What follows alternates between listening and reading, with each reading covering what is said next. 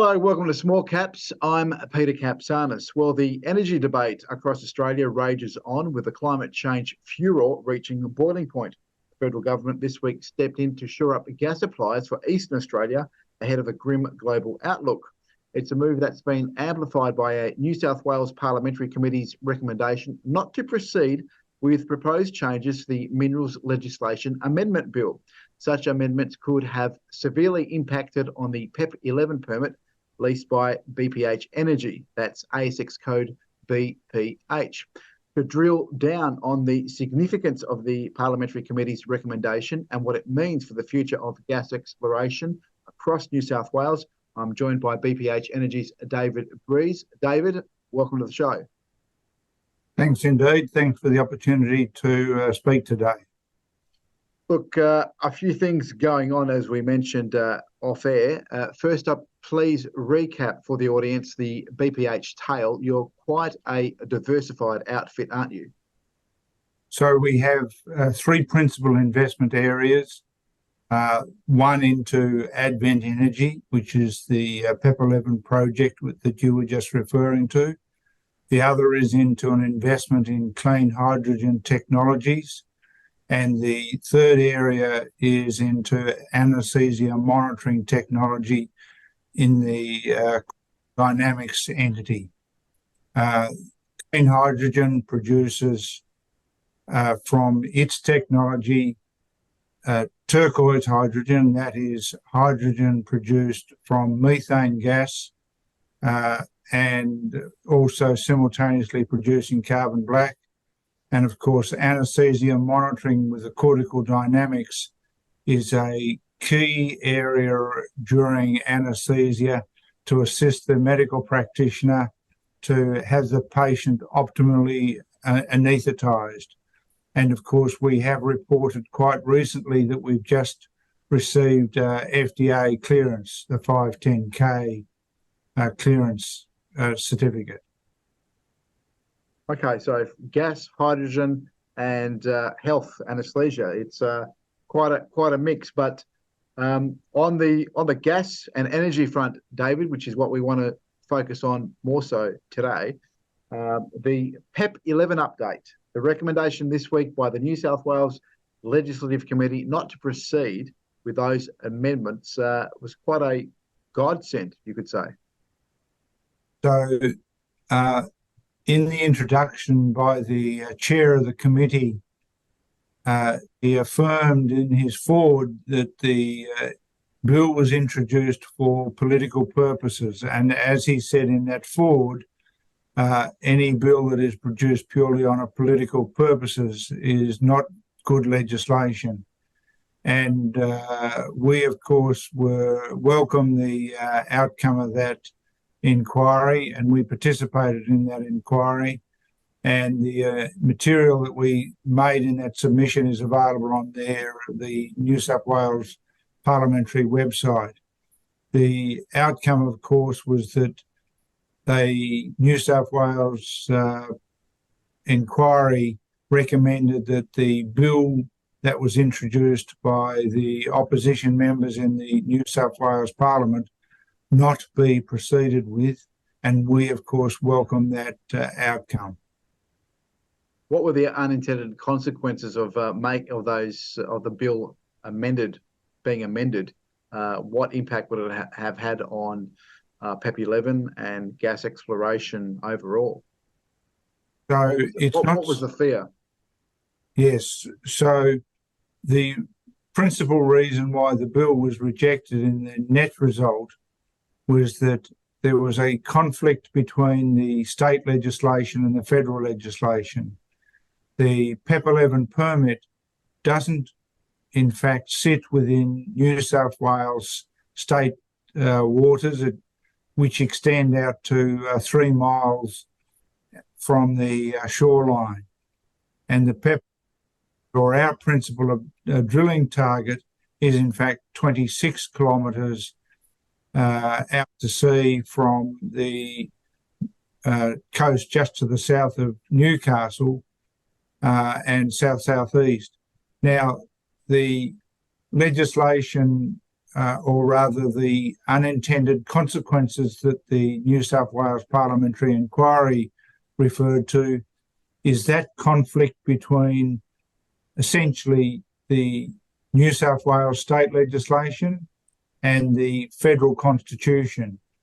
And in summary, this is the best way to put it, where there is a conflict between state legislation and federal legislation in relation to a matter that deals with the federal government operations, then the federal government and the federal constitution prevails. And Professor Anne Toomey gave evidence basically to that effect in the inquiry, and that's what the inquiry found. So what was your submission in relation to this proposed bill, David? What did you say to the committee to ensure that it didn't go ahead? Well, in fact, in the same week or just prior to going to the hearing, the Department of Industry, Science and Resources on a federal basis produced the Future Gas Strategy consultation paper. And that very neatly summarised the position of the eastern states in relation to gas supply, and more particularly pointed out that between 2027 and 2034, we go from a shortfall in gas supply in the eastern states to a very significant shortfall in the eastern states. Essentially, by 2034, the paper points out there'll be an 800 petajoules per year shortfall. I'll give that context.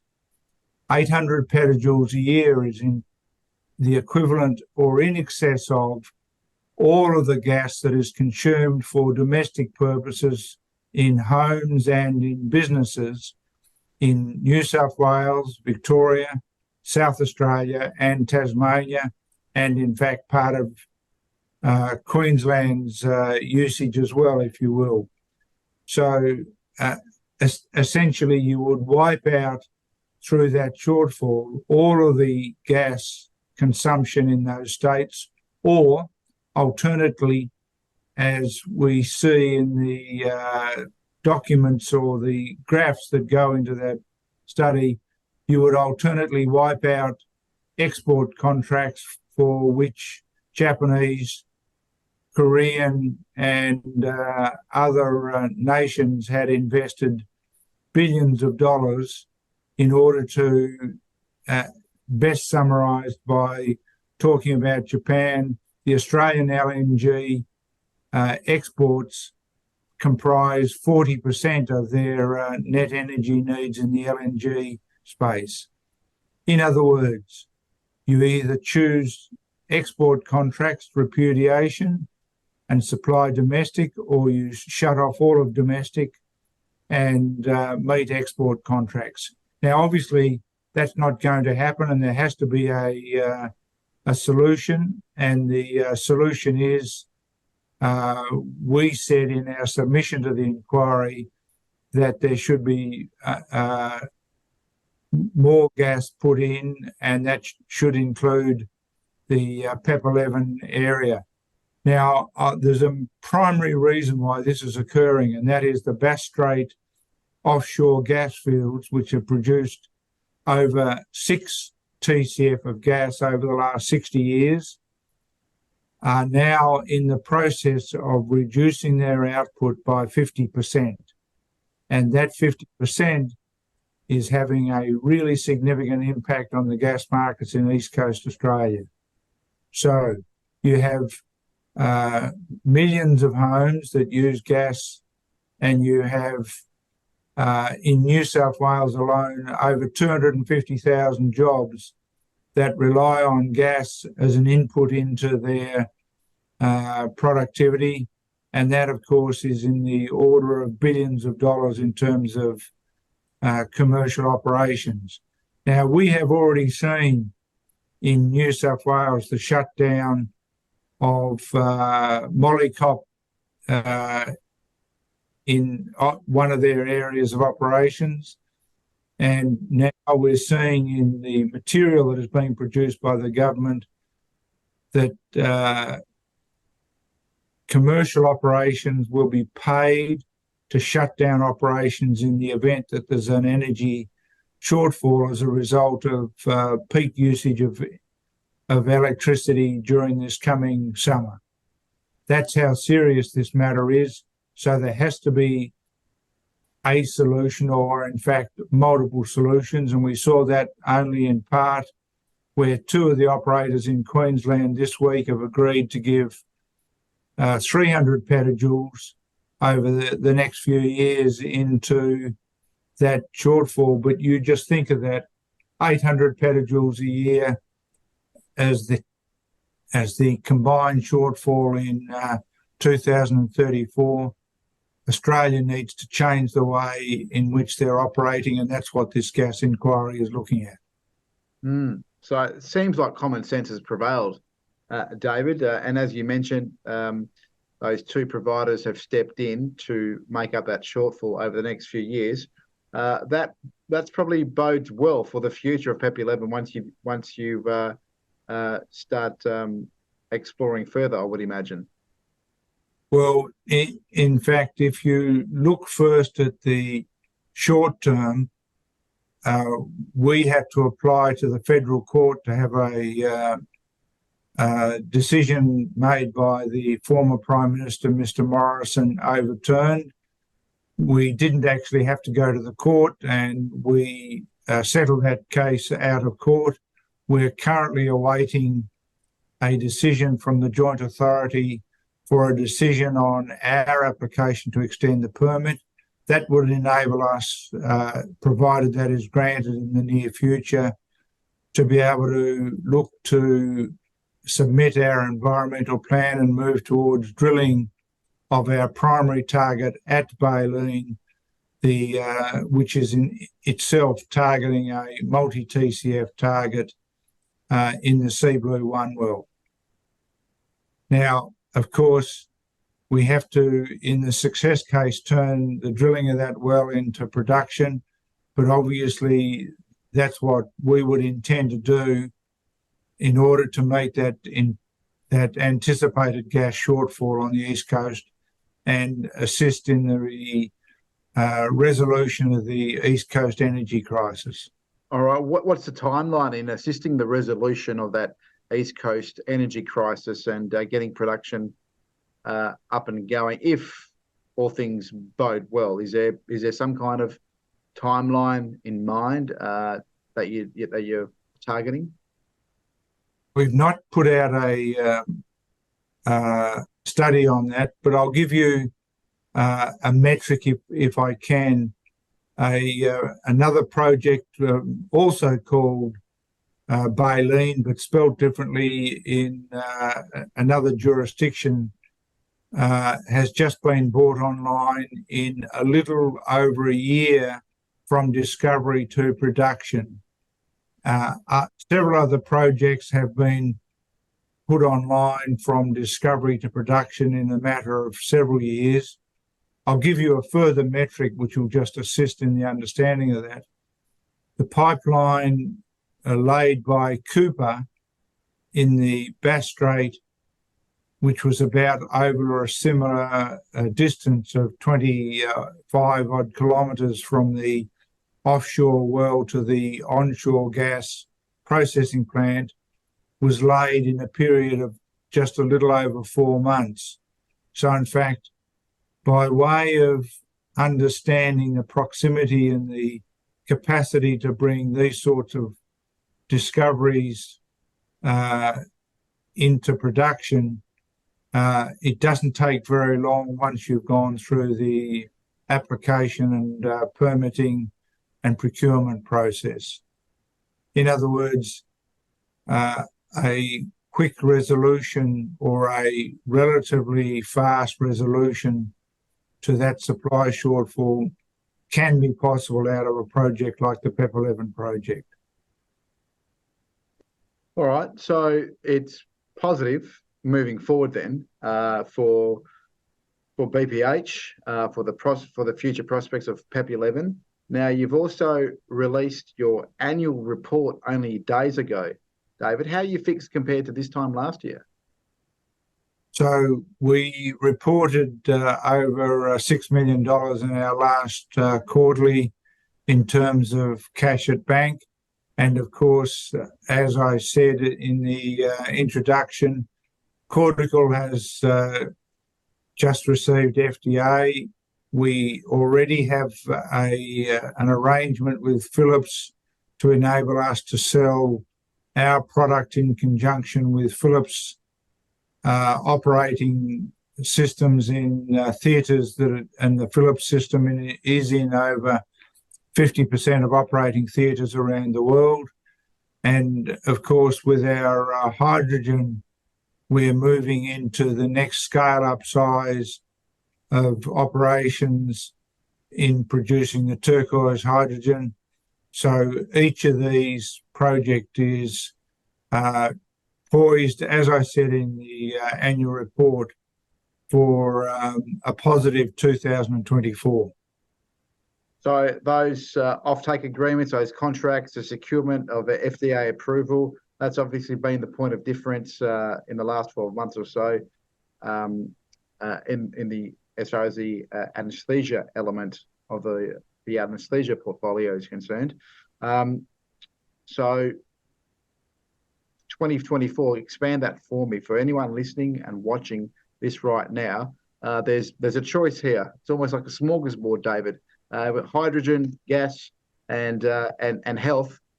What's the and obviously bearing in mind there's no crystal ball, but what's 2024 going to look like for any would-be investor looking to inject some funds into BPH moving forward? Each of those projects has the capacity to create significant value accretion as a result of the positioning that they're at. In other words, provided that approval is given, we can look towards the drilling campaign in the PEP-11 project within Advent Energy. The hydrogen is in demand with significant looking to be able to source viable $2 a kilogram producing hydrogen projects.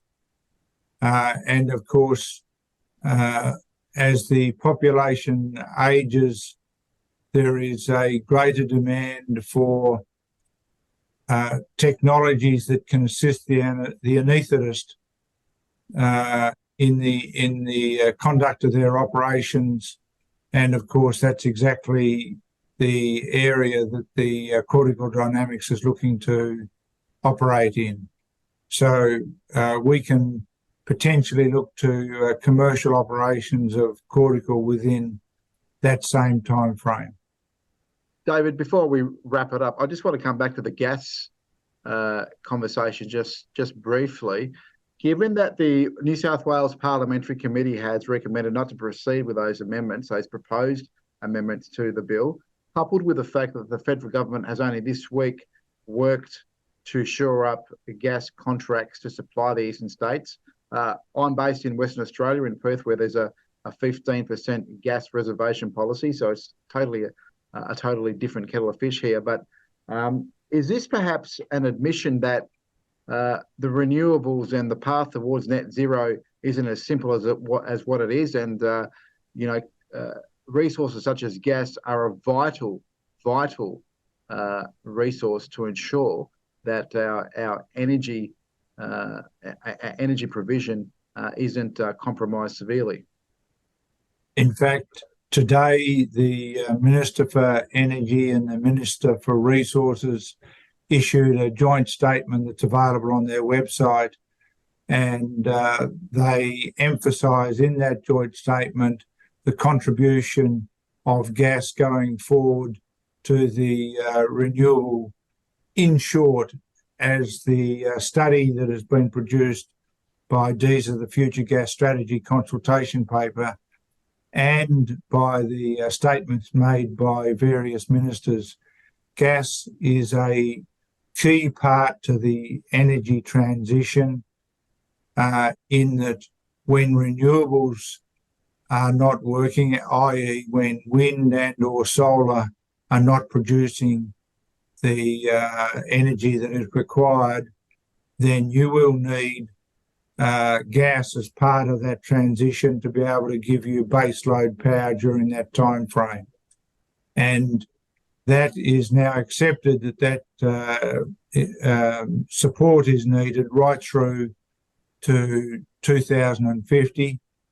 And in fact, the federal regulator, that is AEMO, in their ISP have said that we will need 10 gigawatts of gas-fired generation out into 2050.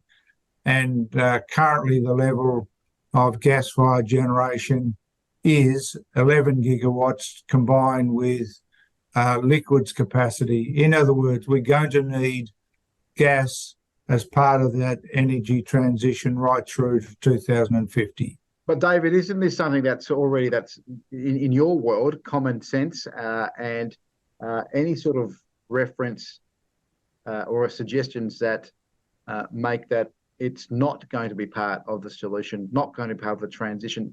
Is it not frustrating to hear it, and finally some relief that where the energy regulator and now the current federal Labor government is actually admitting that, yes, gas is part of that future solution and transition? I guess what I'm saying is this is surely, as someone like yourself in the industry already knows, but is it refreshing and comforting to finally hear it and have them accept it and acknowledge that, yes, indeed, it is part of the solution going forward? It's very pleasing indeed to be able to see in the studies produced by the different federal authorities that gas is indeed part of that energy transition. Is going to be a critical part of it.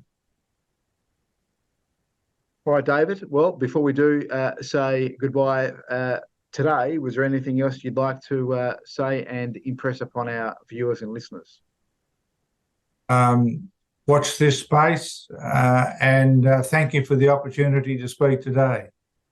Watch this space indeed. David, thank you very much again for sharing the BPH Energy story, and we look with interest on what unfolds on PEP-11 and that insatiable appetite for gas as the years and the decades roll on. We'll chat to you next time, David. Thanks for your time today. Thanks indeed. Thank you.